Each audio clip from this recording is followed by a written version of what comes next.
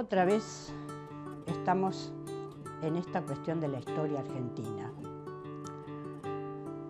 En el capítulo anterior habíamos visto cómo el gobierno de Irigoyen, que transcurrió en los últimos 2 años de la Primera Guerra Mundial, no transformó, no aprovechó la opción de en ese momento donde el mundo estaba convulsionado y estaban alterados los circuitos comerciales y también la producción, no aprovechó para industrializar el país, para reforzar la industria naciente que, digamos, a los tumbos, para hablar en forma rápida, iba desarrollándose, pero en la industria liviana. Repetimos que la industria mejor desarrollada en el país en esos momentos era la industria de los alimentos y la industria de la vestimenta.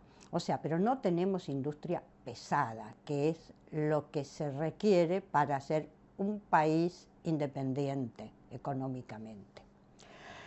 Bien, el peso de la oligarquía terrateniente, de la disposición de las potencias acerca del comercio internacional, o sea, la imposición del libre cambio, o sea, de la libre importación de productos extranjeros, no se modificó y por lo tanto el resultado fue una tremenda conmoción social, como ya vimos cuando hablamos del gobierno de Irigoyen.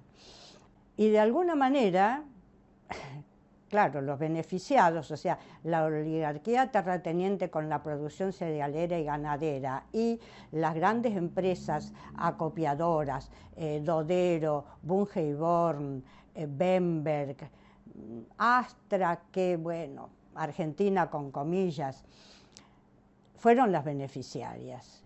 Y en realidad la clase media que estaba ya instalada en el país, fue la clase media y la clase asalariada, los asalariados, fueron los que sufrieron las consecuencias de esta situación internacional y nacional. Muy bien, terminado el periodo de gobierno de Irigoyen allá por 1922, en la UCR se comienzan a barajar los nombres de los candidatos a presentar para las próximas elecciones. Y el propio Irigoyen señala a Marcelo Torcuato de Alvear. Era el mejor, alguien que representaba a la oligarquía terrateniente, porque bueno, en los movimientos políticos populares que surgen a través de la historia, las clases dominantes en general tratan de incidir incorporándose a esos movimientos para desde adentro defender sus intereses. Y lamentablemente Marcelo Torcuato de Alvear era uno de estos que Irigoyen nombraba como los radicales galeritas. Alvear estaba en París, era embajador en Francia durante este periodo en que fue nombrado para ser el candidato de la UCR a las elecciones nacionales a presidente, y no dejó su embajada. Él permaneció en París durante las elecciones y un poco después también.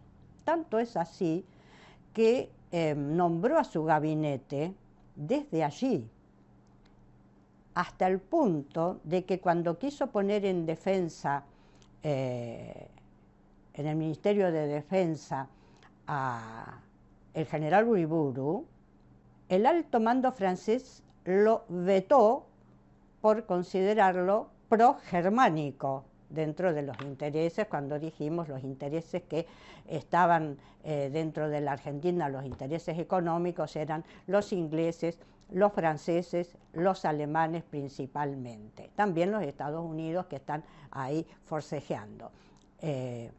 Y dentro de su gabinete, entonces, conformado desde allí, va a haber un irigoyenista, el ministro de Obras Públicas.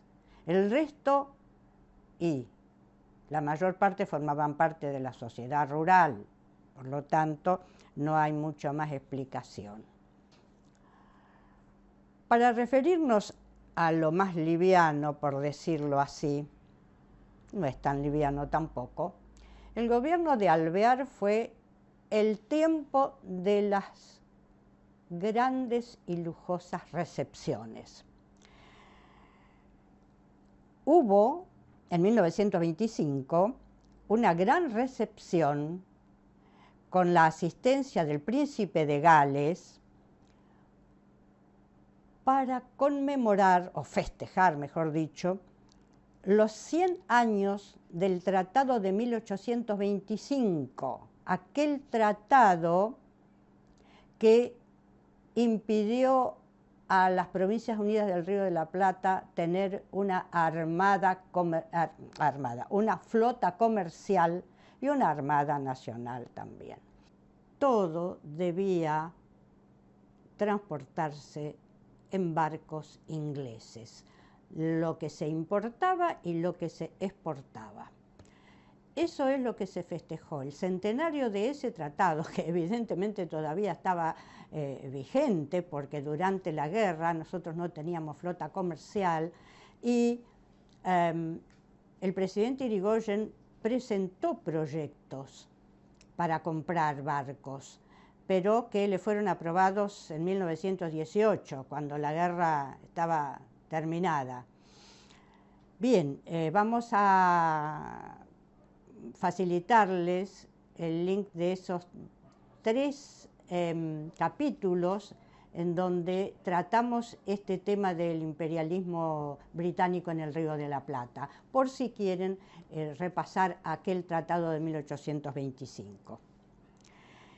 Y también otra recepción famosa fue la que recibió a Humberto de Saboya, rey de Italia, y pensemos que ya en ese tiempo el primer ministro era Benito Mussolini. Por lo tanto, ahí estamos viendo la ubicación del presidente Alvear. También durante el gobierno de Irigoyen hubo un tema muy importante que sí habla de por lo menos alguna intención de soberanía, que es la idea de Irigoyen, que fue quien proyectó y realmente creó yacimientos petrolíferos fiscales, y que seguía trabajando sobre la intención de que la energía, o sea, el petróleo, quedara totalmente en manos del gobierno nacional. O sea, lo que nos habla también de una inclinación del irigoyenismo de, en algún momento que se lo permitieran, realmente de llevar adelante una política económica independiente. Lástima que esto siempre quedó, digamos, en intenciones. Hubo un tremendo debate con respecto a las carnes. En realidad, aquí en este periodo asistimos al agudizamiento de la pugna entre los frigoríficos ingleses y los frigoríficos norteamericanos, o sea, yanquis. Tanto es así que en la Cámara de Diputados se presenta el proyecto de Juan B. Justo, el socialista, y Lisandro de la Torre, que proponen crear un monopolio comercial estatal y entonces dejar afuera al monopolio de hecho en manos en ese momento de los ingleses y disputado por los yanquis.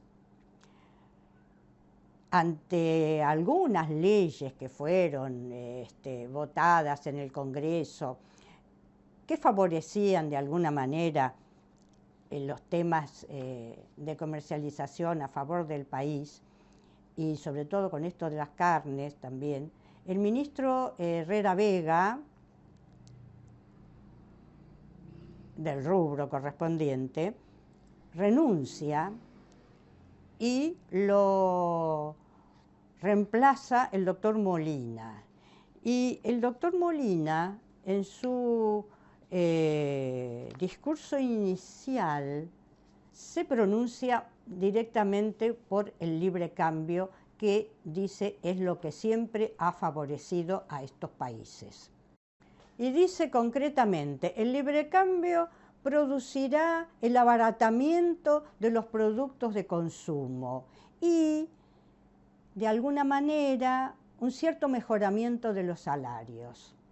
Ahora, veamos, ¿cuándo la libre importación de productos extranjeros produjo el abaratamiento de los productos del consumo?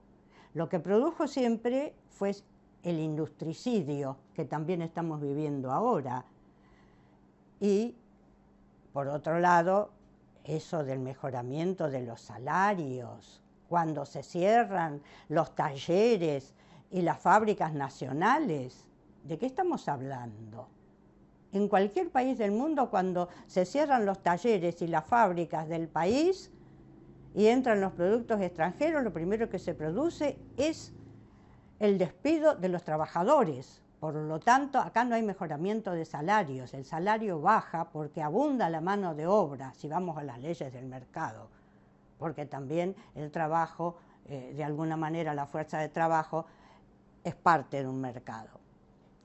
También, terminada la Primera Guerra Mundial, durante la cual las potencias europeas y en general los países involucrados no estaban en condiciones de sembrar y cosechar, las áreas sembradas en nuestro país aumentaron. Aunque si las comparamos con otros países productores de cereales, nuestra exportación aumentó en un 30%, mientras que Canadá quintuplicó la producción y Australia la duplicó. Pero ya para cuando los países europeos comienzan a recuperarse y a recuperar sus áreas sembradas, se va a producir en el mercado internacional una saturación. Y ya para 1927 empiezan a notarse en algunos países periféricos, como el nuestro, como la Argentina, los indicios que van a llevar al mundo a la tremenda crisis de 1929-30. Entonces vemos que en el gobierno de Alvear no tenemos un proyecto nacional superador de esta estructura dependiente económicamente y tan injusta socialmente. Y políticamente tampoco hay una intención de sacudir este dominio de las potencias imperiales. Hay un tema en esto. Cuando Irigoyen asume el gobierno por primera vez,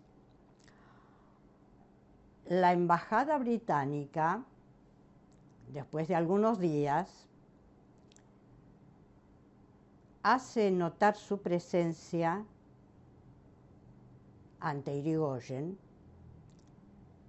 porque éste no había solicitado la aprobación por parte de la embajada inglesa de su gabinete, a lo cual Irigoyen contestó que el gabinete lo nombraba el presidente argentino, o sea que los gobiernos anteriores, o sea, la embajada inglesa estaba acostumbradísima a que los gobiernos interiores sometieran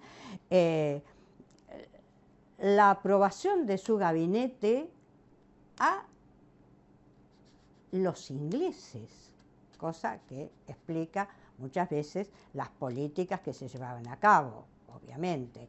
Esto se va a repetir en el gobierno de Alvear cuando dijimos que formó su gabinete estando en Francia, ¿no? Lo que acabamos de decir. Terminado el gobierno de Alvear, la Unión Cívica Radical sigue teniendo la aprobación popular. El pueblo argentino sigue esperando largamente, digamos, la concreción de esa intención de ir por los intereses populares que empieza allá con Alem y que todavía no se ha concretado. Y a pesar de esas manchas negras que significaron la represión de la semana de enero, la represión en la Patagonia y en la forestal del norte del Chaco, sigue teniendo un caudal importante de votos. Tan importante que en las elecciones de 1828, los votos, donde se presenta por segunda vez a la candidatura de Irigoyen a la presidencia, los votos que logra duplican al resto de los partidos que se presentan. Algo así como 800.000 votos a 400.000.